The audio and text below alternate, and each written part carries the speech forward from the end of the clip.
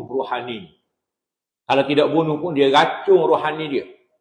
Menyebabkan rohani dia itu jadi lemah. Kenapa? Karena masuk sumber-sumber yang haram. Batu dalam Islam, makanan ni kita kena ingat. Ada dua. Pertama tadi, jasmani. Yang kedua, rohani. Makanan jasmani iaitu berbentuk semua daripada bumi. Daripada bumi. Tak ada makanan yang bukan daripada bumi. Kenapa tuan? Kerana jasad manusia daripada bumi. Makanan apa tuan? Daging daripada bumi. Telur daripada bumi. Ikan daripada bumi. Sayur-sayuran, buah-buahan. Semua daripada bumi. Iaitu makanan jasmani. Makanan rohani apa dia? Makanan rohani ialah halal. Bila mana kita makan nasi, iaitu jasmani. Halal pada sumber yang kita dapat itu makanan rohani. Jadi kalau jasad dia sihat, maka dia daging. Tapi daging khinzir. Makan daging kalbun.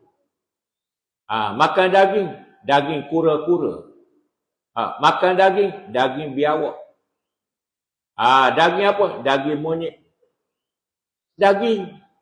Dia boleh bukan bagi zat pada jasad.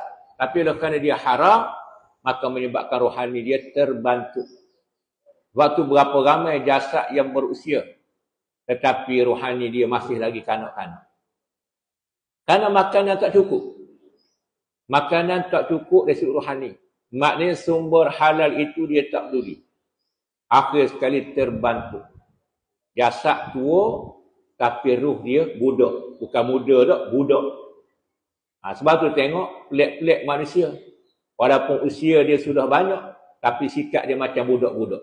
Kenapa? Kerana rohani dia tidak stabil, tak setara.